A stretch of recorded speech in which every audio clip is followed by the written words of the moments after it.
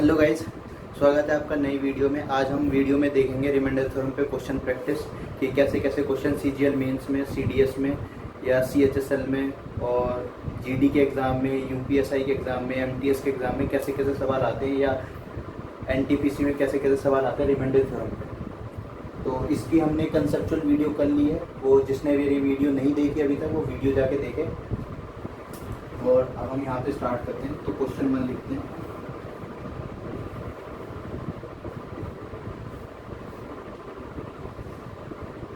तो गाइस ये मैंने क्वेश्चन लिख लिया है।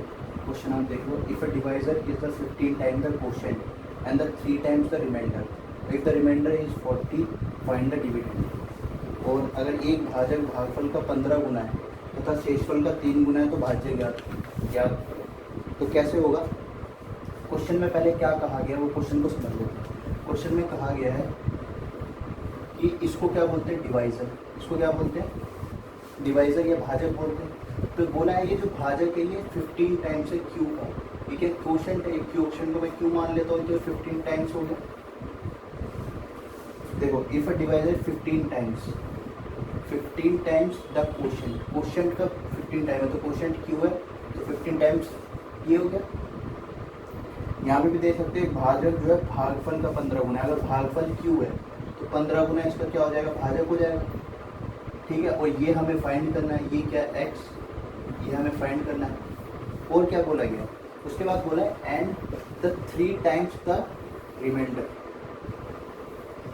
यानी कि जो डिवाइजर है वो 15 टाइम क्वोशिएंट के बराबर है या फिर 3 टाइम्स रिमाइंडर के बराबर है।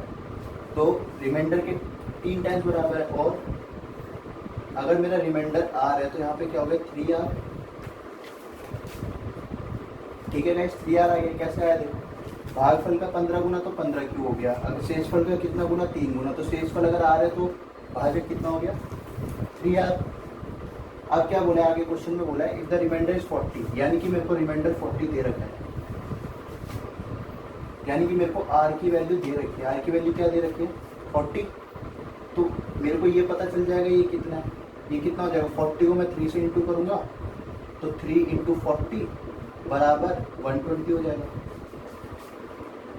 तो यहाँ से मेरे को डिवाइजर की वैल्यू आ गई। डिवाइजर की वैल्यू क्या है? 120। अब 120 किसके बराबर है? 120 जो है वो 15 क्यू के बराबर है। तो यहाँ से मैं क्यू की वैल्यू भी निकाल सकता हूँ। तो यहाँ से मेरी क्यू की वैल्यू क्या आ जाएगी? 120 को 15 से डिवाइड कर दूंगा तो 8। तो ये मेरी क्यू की वैल्यू आ गई। ठीक है गाइस, यानी कि दो कंडीशन दे रखी है कि जो डिवाइजर है वो 15 टाइम्स है क्वोशिएंट का या फिर रिमाइंडर का 3 टाइम्स है। भाजक जो है वो भागफल का 15 गुना है या शेषफल का 3 गुना है। तो शेषफल अगर 40 है तो भाजक कितना हो जाएगा? 40 का 3 गुना 120 हो जाएगा। अगर भाजक 120 हो गया जो कि 15 गुना है भागफल का, तो भागफल कितना हो गया? 15 से भाग कर देंगे तो 8 आ जाएगा। तो ये भागफल आ गया हमारा 8 और ये हमारा भाजक आ गया। अब हमें क्या निकालना है? भाज्य निकालना है। तो भाज्य कैसे आएगा? देखो, मैंने जो रिमाइंडर थ्योरम बताई थी, रिमाइंडर थ्योरम में क्या होता था कि डिविडेंड मतलब भाज्य किसके बराबर होता था? डिवाइजर इनटू में क्वोशिएंट प्लस में रिमाइंडर,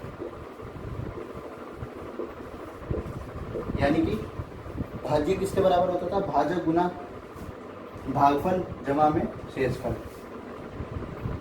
ठीक है गाइस, तो अब मेरे को निकालना क्या है? यही निकालना है। और हर किसी की वैल्यू मेरे को पता है। डिवाइजर की वैल्यू कितनी है? 120। क्वोशिएंट की वैल्यू कितनी है? 8। और रिमाइंडर की वैल्यू कितनी है? 40। तो यहाँ से मेरा आंसर क्या आ जाएगा? इसको इंटू कर लो। तो इसको इंटू करेंगे कितना आएगा?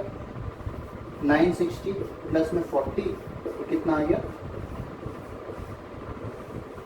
यही मेरा आंसर होगा। तो आपको एक्सप्लेन करने में थोड़ा सा टाइम लगा। अभी हम इस टाइप का एक और सवाल देखेंगे तो आप उसको और अच्छे से कर पाओगे। ठीक है गाइस, तो अब हम अगले क्वेश्चन की तरफ बढ़ते हैं। तो गाइस ये दूसरा सवाल है। दूसरा सवाल में बिल्कुल पहले सवाल की तरह मिलता जुलता ही है, कोई अंतर नहीं है ज़्यादा। देखो आप क्या कहा गया कि एक भाज्य ज्ञात करना है। क्या फाइंड करना है? भाज्य को हमें फाइंड करना है। और क्या बता रहा है, जो भाजक है वो भागफल का 4 गुना और शेषफल का 2 गुना है, इंटू 2 है, 2 गुना है और यहाँ पे इंटू 4 है, 4 गुना। ठीक है, बिल्कुल पहले की तरह यहाँ पे देख सकते हो divisor is 4 times the quotient, quotient का 4 गुना यानी कि भागफल का 4 गुना और डबल द रिमाइंडर, रिमाइंडर का 2 गुना। अब इसको सॉल्व करते हैं। तो सॉल्व करने के लिए ये हमें फाइंड आउट करना है, ये हमने मान लिया x है और क्या बोला है कि कोशेंट का 4 गुना है। तो ये जो डिवाइजर है यानी कि भाजक है वो से भागफल का 4 गुना है, तो यानी कि अगर ये q है तो ये कितना हो जाएगा, 4q हो जाएगा। और क्या बोला है, यही जो डिवाइजर यानी कि ये जो भाजक है वो शेषफल का 2 गुना है। और अगर मेरा शेषफल r है, अगर मेरा शेषफल r है तो ये कितना हो जाएगा, 2r हो जाएगा, शेषफल का 2 गुना है। अब आगे क्वेश्चन में क्या बोला है, अगर मेरा शेषफल 80 यानी कि r की वैल्यू मेरी अगर 80 है तो ये कितना हो जाएगा, ये हो जाएगा 160 है ना। 80 इंटू 2 हो जाएगा, 80 की वैल्यू जो है 80 r की वैल्यू हो गई, तो 2 से इंटू कर देंगे तो मेरा भाजक आ गया, मेरा डिवाइजर आ गया। अब जो डिवाइजर है ये किसके बराबर है, 4q के बराबर है। कोशेंट को अगर मैं देखूंगा तो मेरे को अगर कोशेंट फाइंड आउट करना है तो मेरे को ये वाला रिलेशन लगाना पड़ेगा। तो q की वैल्यू क्या आ जाएगी, जब मैं इसको 4 से डिवाइड करूंगा तो फाइंड आउट कर लेते हैं। तो q की वैल्यू क्या आ जाएगी मेरी, 80 इंटू में 2 डिवाइडेड बाई 4, तो क्या आ गई यहाँ से मेरी 40। तो ये किसकी वैल्यू है, ये q की वैल्यू आ गई। अब मैं रिमाइंडर थ्योरम लगा सकता हूँ। रिमाइंडर थ्योरम क्या कहती है, डिविडेंड यानी कि भाज्य किसके बराबर हो जाएगा, डिवाइजर इंटू में कोशेंट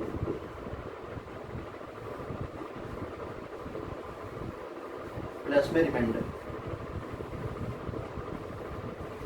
और अब हमें सबकी वैल्यू पता है तो सबकी वैल्यू उठा के रख देते हैं। तो यहाँ पे डिवाइजर की कितनी वैल्यू है, 160, ये 160 हो गया। कोशेंट की कितनी वैल्यू है, 40, कोशेंट का 4 गुना ही था ना 40, और रिमाइंडर कितना है 80। तो इसको इंटू करके सॉल्व करके लिख लो, प्लस में 80, तो हमारा आंसर क्या आ जाएगा,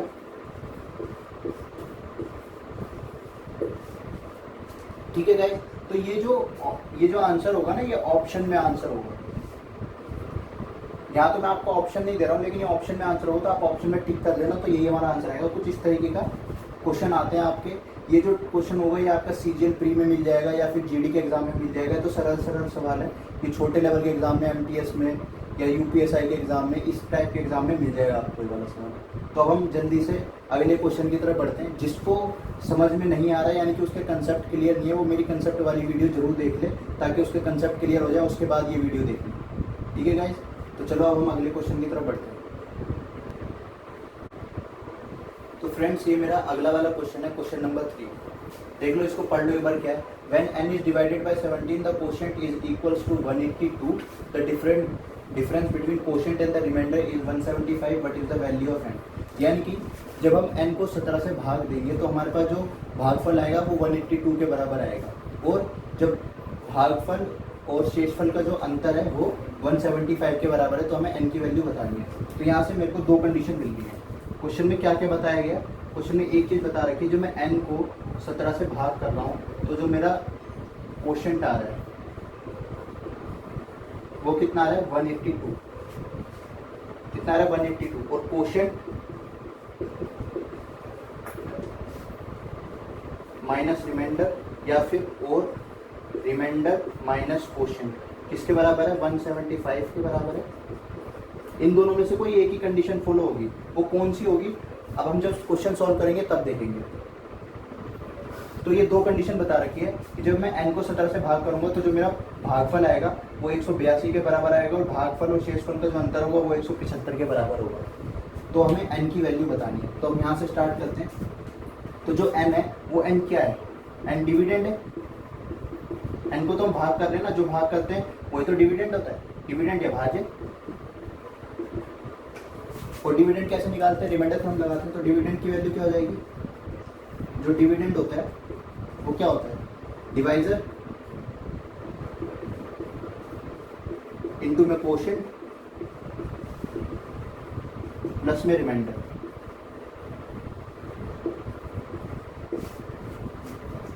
डिविडेंड यानी कि भाज्य इक्वल्स टू भाजक गुना में भागफल जमा में शेषफल। तो डिवाइजर मुझे पता है, मैं इनको किससे भाग कर रहा हूँ 17 से, तो इसकी वैल्यू तो 17 हो गई और मेरे को भागफल भी बताया कितना है 182, क्वेश्चन कितना आ रहा है 182, रिमाइंडर नहीं पता। तो रिमाइंडर निकालने के लिए क्वेश्चन वाले ने मेरे को इक्वेशन दे रखी है, तो मैं इसकी मदद से निकाल लूँगा। अब यहाँ से देखो आर की वैल्यू क्या होगी, रिमाइंडर की वैल्यू हो जाएगी, रिमाइंडर को मैं उधर लेके चले जाऊँगा 175 को इधर, यानी कि इसको मैं इधर लेके चले जाऊँगा और इसको मैं इधर लेके आ जाऊँगा। तो क्वोशिएंट की वैल्यू कितनी है, क्वोशिएंट की वैल्यू है 182, यहाँ से मैं लिख लेता हूँ 182 माइनस 175 बराबर में आर। तो आर की वैल्यू क्या हो गई 7। इस वाली कंडीशन से तो आर की वैल्यू 7 आ रही है, और इस वाली कंडीशन से क्या आ रही है, देखो आर मेरे को रिमाइंडर ही निकालना है ना, शेषफल निकालना है, तो मैं इसको उधर जाके जोड़ दूंगा। तो आर क्या हो जाएगा 175 प्लस में 182। ठीक है फ्रेंड्स, अब देखो देखने वाली क्या बात है, मैं n को किससे डिवाइड कर रहा हूँ 17 से डिवाइड कर रहा हूँ। तो मैंने कल लिखाया था कि जो हमारा शेषफल होगा यानी कि जो रिमाइंडर होगा वो 17 से बड़ा नहीं हो सकता, 17 से नीचे छोटा ही होगा। तो देखो इस वाले केस में जो शेषफल की वैल्यू है 7 है, यानी कि जो 17 से नीचे है, तो ये तो सेटिस्फाई हो गई, ये तो ठीक है। अब यहाँ पे देखो जो आर की वैल्यू है वो 175 और 182 को जब जोड़ूंगा तो वो 17 से बड़ा आएगा। जब 17 से बड़ा आएगा तो मैं यहाँ पे रिमाइंडर की वैल्यू ले ही नहीं सकता, तो ये वाली कंडीशन लगेगी नहीं। तो यहाँ से मेरे को पता चल गया जो रिमाइंडर की वैल्यू है वो 7 है, यानी कि जो शेषफल है वो 7 है। तो यहाँ पे मैंने इस वाली कंडीशन से आर की वैल्यू मैंने फाइंड आउट कर ली और यहाँ पे मैंने क्या लिख दिया 7, इसको जोड़ दिया। अब इन दोनों को जब हम इंटू करेंगे तो इंटू करके लिख लेते हैं कितना आता है। जब मैं इसको इंटू करूँगा तो इंटू करने के बाद मेरा क्या आएगा 182 और 70 को जब मैं इंटू करूँगा तो मेरा क्या आएगा 7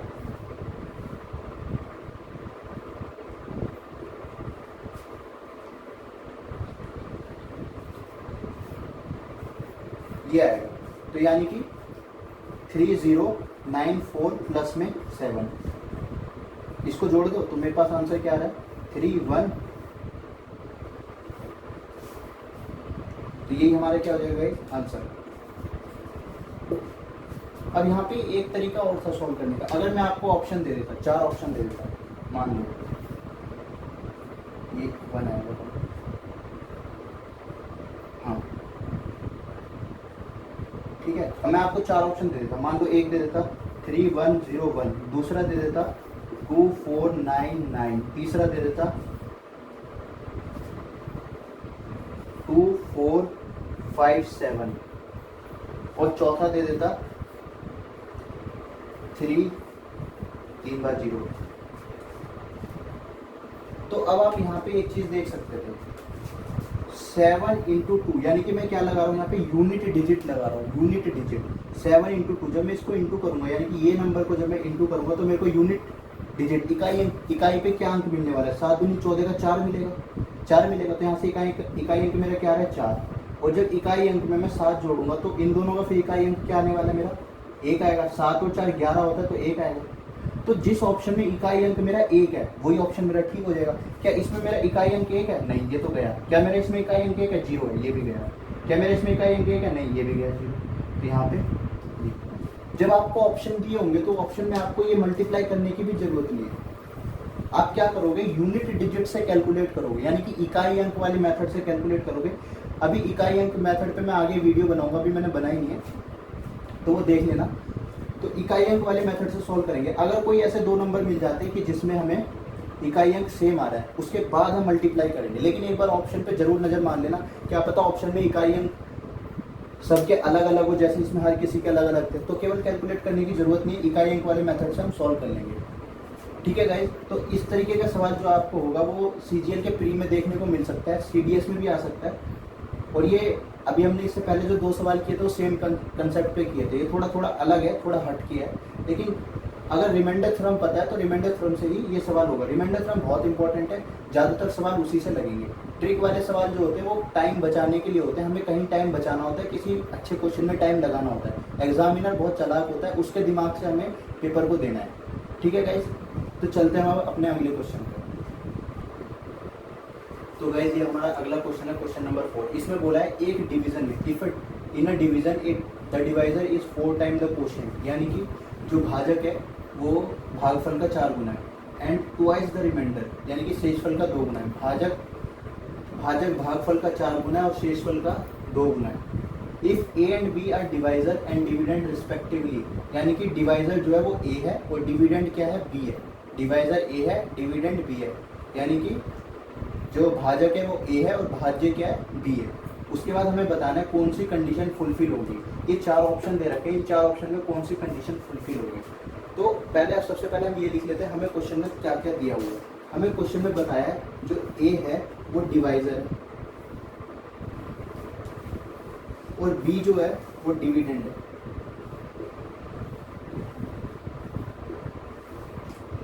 यानी कि ये जो है ए जो है वो भाजक है और ये जो है भाज्य है।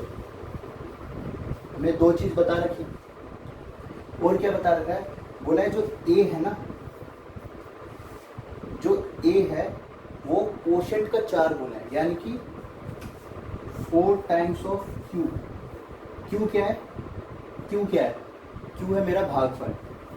4 टाइम्स द क्वोशिएंट, यानी कि भागफल का 4 गुना, यानी कि ए जो है वो 4 गुना है। एक चीज मेरे को ये दे रखी है, दूसरी चीज क्या दे रखी है, ए जो है ट्वाइस द रिमाइंडर, यानी कि शेषफल का 2 गुना है, यानी कि 2r। अब ये जो कंडीशन है ये देखोगे आप, ये हमारे पास रिमाइंडर थ्योरम से कंडीशन बन के आएगी। जो रिमाइंडर थ्योरम क्या थी, रिमाइंडर थ्योरम क्या थी, रिमाइंडर थ्योरम थी डिविडेंड किसके बराबर होता है, डिवाइजर इनटू में क्वोशिएंट प्लस में रिमाइंडर, यही था। अब मेरे को सबकी वैल्यू पता है। डिविडेंड की वैल्यू क्या है, बी। डिवाइजर की वैल्यू क्या है, ए। क्वोशिएंट की वैल्यू क्या है, क्वोशिएंट की वैल्यू देखो ऑप्शन में कहीं क्यू भी नहीं है, आर भी नहीं है, केवल ए और बी में। तो मेरे को क्यू की वैल्यू भी ए में निकालनी पड़ेगी, आर की वैल्यू भी ए में निकालनी पड़ेगी। तो क्यू की वैल्यू क्या हो जाएगी, इसको मैं डिवाइड कर दूंगा तो यहाँ से मेरे को क्या मिल रहा है, क्यू जो है वो a/4 के बराबर है, और यहाँ से क्या मिल रहा है, आर जो है वो a/2 के बराबर है। तो इनको उठाया यहाँ पे रख दिया। तो डिवाइजर की वैल्यू क्या है, ए। ये लिख दी। क्वोशिएंट की वैल्यू क्या है, a/4, और रिमाइंडर की वैल्यू कितनी है, a/2। ठीक है गाइस। तो अब मैंने क्या किया, इस पूरी इक्वेशन को 4 से इंटू कर दिया। यहाँ भी 4 से इंटू करूंगा, यहाँ भी 4 से इंटू करूंगा, यहाँ भी 4 से इंटू करूंगा।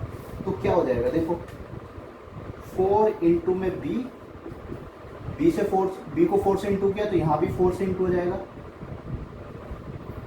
4 इंटू में ए अपॉन में 4, ये तो ऑलरेडी से पहले से था, मैंने इसको 4 से इंटू कर दिया, प्लस 4 इंटू में ए अपॉन में 2। तो मैंने पूरी इक्वेशन को 4 से इंटू कर दिया। जब पूरी इक्वेशन को 4 से इंटू किया तो मेरे को क्या मिल रहा है, 4 से 4 कट गया, यहाँ से 2 से 2 कट गया, तो यहाँ से मेरे को क्या मिल रहा है, 4b किसके बराबर हो जाएगा, 4 गए, यहाँ से a इंटू में a के बराबर, और यहाँ पे 2 इंटू में a के बराबर। तो यहाँ से मैंने क्या किया, a कॉमन ले लिया, अंदर क्या बचा, a+2, a कॉमन ले लिया, a+2, और यहाँ से b की वैल्यू क्या आ गई, a इंटू में a+2, a इंटू में a+2 डिवाइडेड में 4।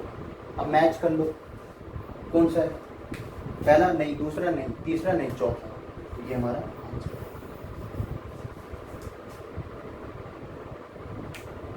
बी को उधर लेके चलो, बात तो यही है, इधर चली जाइए। ये तो इसका लॉन्ग मेथड था, इसको हम एक ट्रिक से भी कर सकते हैं। ट्रिक क्या है, ट्रिक ये कहता है कि डिवीजन में हमें कुछ इस तरीके से नंबर रखना पड़ेगा जो हमें कंडीशन बता रखी है। तो ये तो लॉन्ग मेथड है, तो इसको मैं इसको मिटा देता हूँ यहाँ से।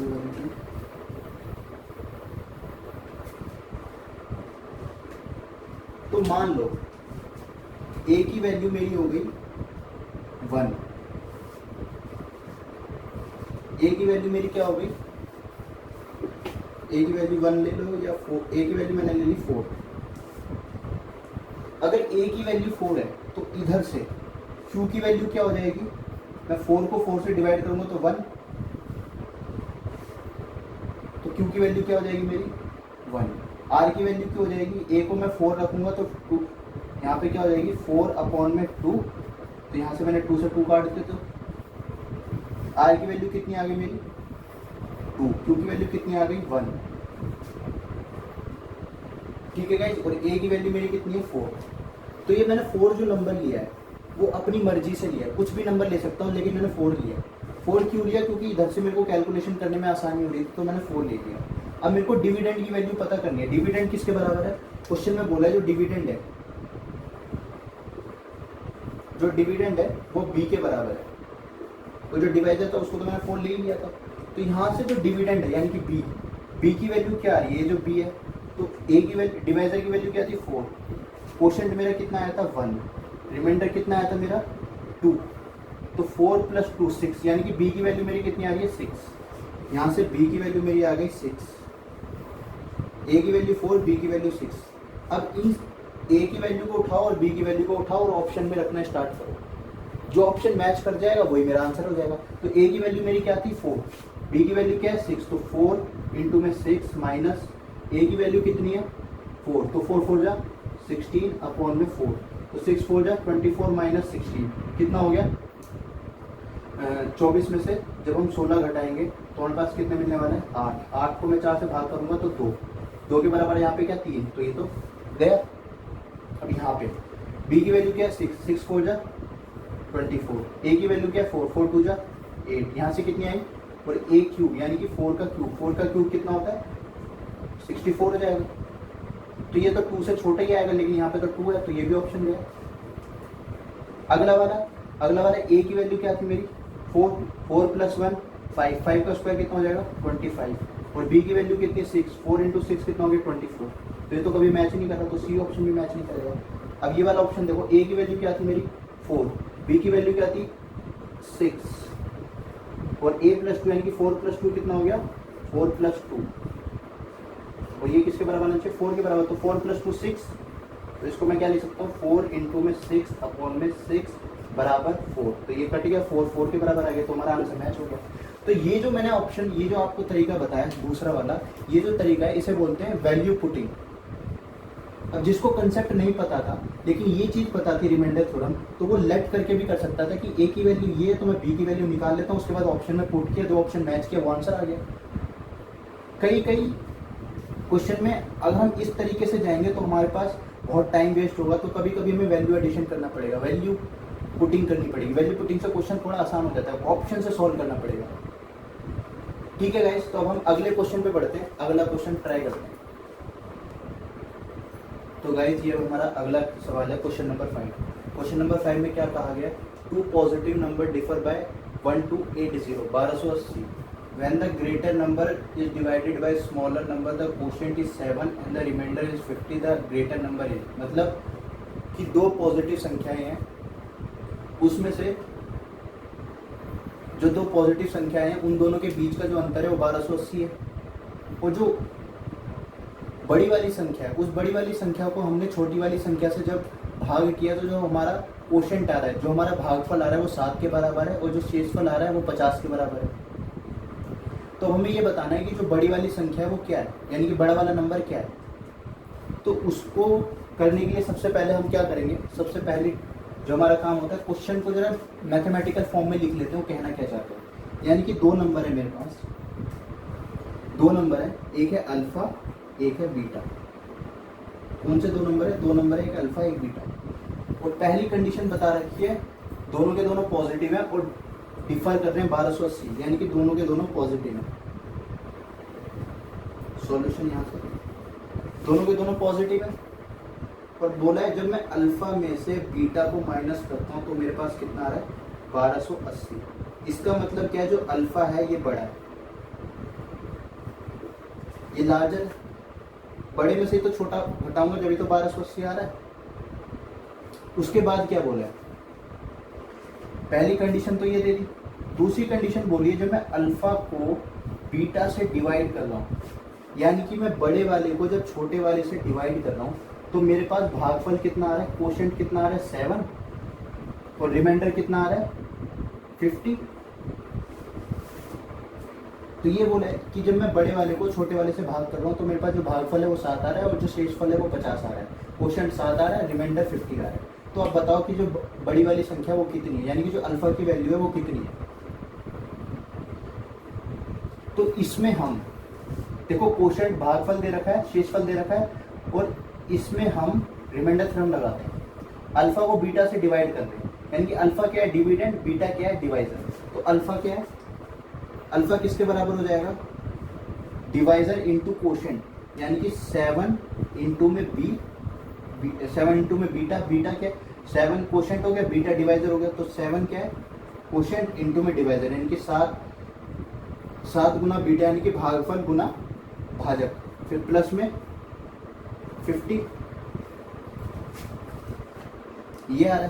तो ये कंडीशन बन गई। अब यहाँ पे अल्फा की वैल्यू क्या है, अल्फा की वैल्यू अगर मैं यहाँ से देखूँ तो अल्फा की वैल्यू है 1280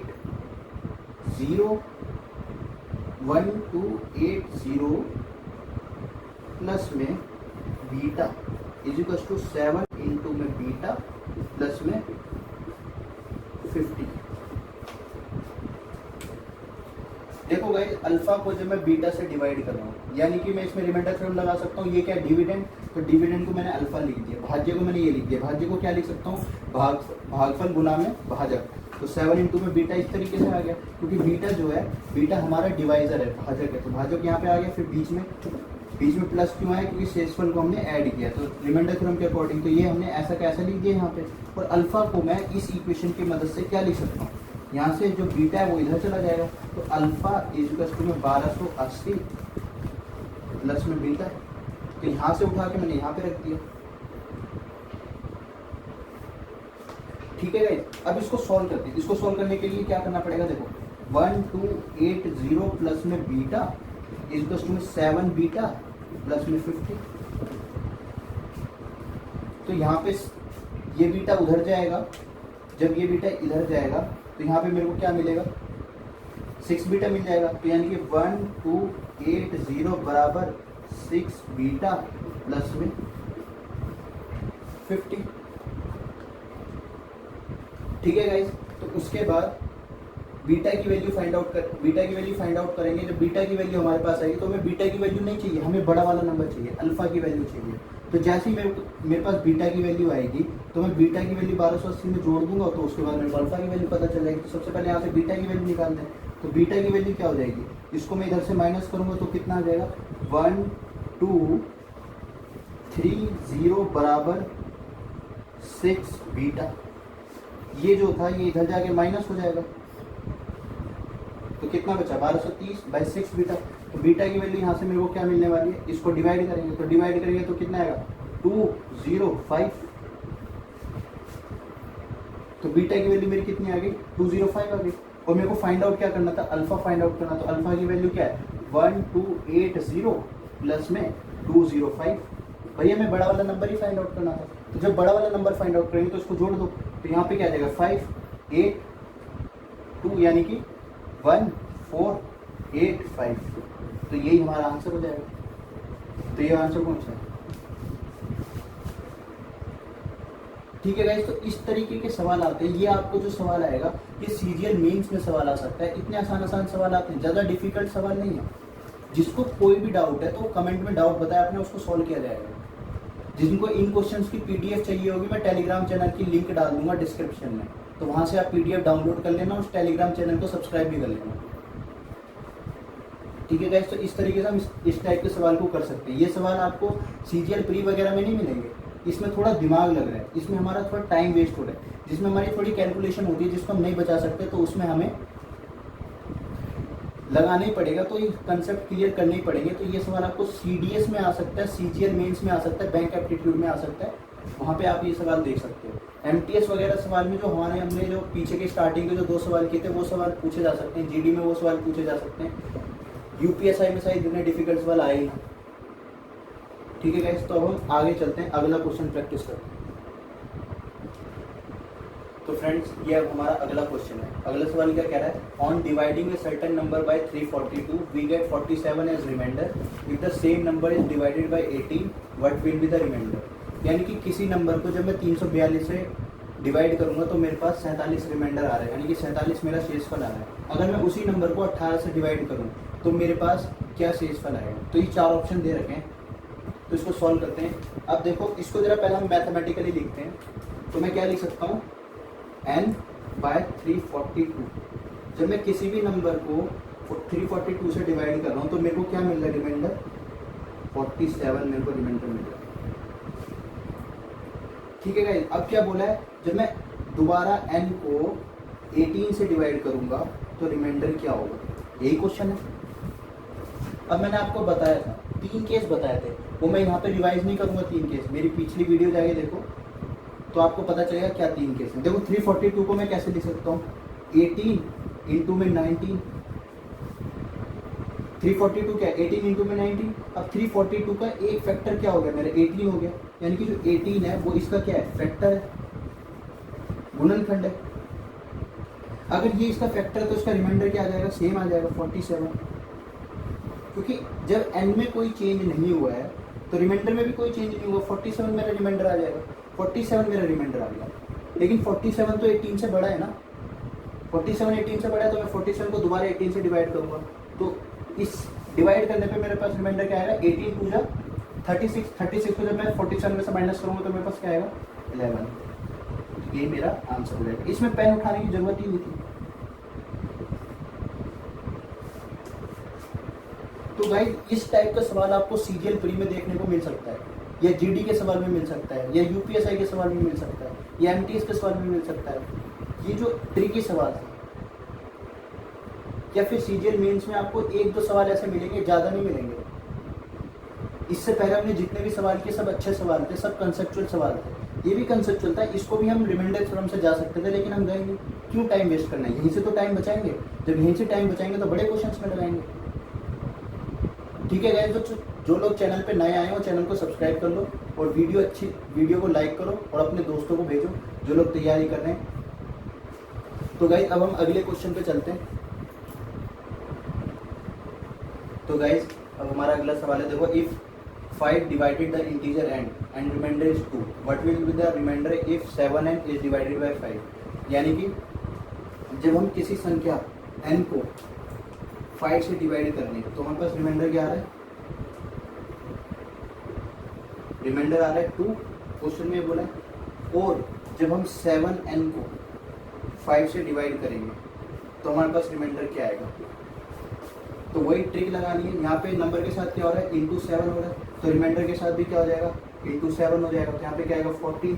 14 5 से बड़ा है तो इसको दोबारा 5 से डिवाइड कर देंगे, तो 5 टू 10, तो यहाँ पे 4 हमारा आंसर आ जाएगा। तो पेन उठाने की जरूरत नहीं थी, इसको हम माइंडली कर सकते थे। ठीक है गाइस, तो ये जो मैंने ट्रिक बताई थी उस ट्रिक पे इस तरीके के सवाल आ सकते हैं। तो जिसको कुछ भी समझ में नहीं आ रहा वो मेरी वीडियो देखे जाके, जो इससे पहले वाली वीडियो थी रिमाइंडर थ्योरम के बेसिस पे, तो आपको सारे क्वेश्चन लगेंगे, कोई दिक्कत नहीं आएगी। और जो नए आए हैं चैनल को सब्सक्राइब कर लो और वीडियो को लाइक करो और शेयर करो ज़्यादा से ज़्यादा। तो हम अगले क्वेश्चन पे बढ़ते हैं।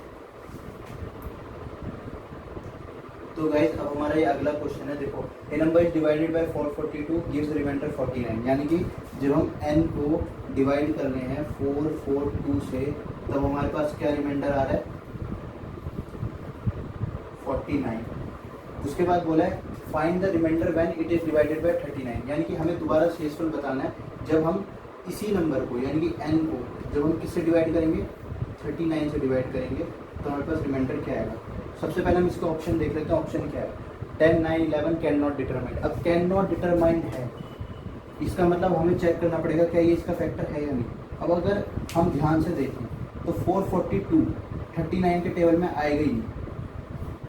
आप यूनिट डिजिट से कैलकुलेट कर सकते हो। देखो 9, 9 एकम 9, 9 दूनी 18, दूसरे में क्या आएगा 8, 9 के 27, 9 चौक 36, 9 पंजे 45। ठीक है, 9 पंजे 45, 9 छिक 54, 9 छिक 54, 9 सत्ते 63, 9 अट्ठे 72, 9 निमे 81 और 0, तो 2 यहाँ पे आ रहा है। अब जरा इसको डिवाइड करके देखो, क्या 442 को 39 से डिवाइड हो रहा है? 39 बन जाए 39, तो यहाँ पे कितना आ रहा है? 14 में से 9 गए, तो मेरे पास बचे 5, 52। ये तो डिवाइड ही नहीं हो रहा। जब ये डिवाइड नहीं हो रहा है यानी कि 39 जो है इसका फैक्टर ही नहीं है। जब 39 इसका फैक्टर ही नहीं है, और मैंने बताया था जब ये वाला केस आ जाता है कि जो अगला डिवाइजर है अगर वो पिछले वाले डिवाइजर का फैक्टर नहीं होता तो हम रिमाइंडर को फाइंड आउट नहीं कर सकते। तो इसका आंसर क्या आएगा? Can not determine. अब ये क्यों आएगा वो मेरी लेक्चर वाली वीडियो देखो जाके, तब आपको समझ में आएगा। तो इसका आंसर क्या है? ये। ठीक है गाइज, तो गाइज अब हम क्वेश्चन नंबर 9 से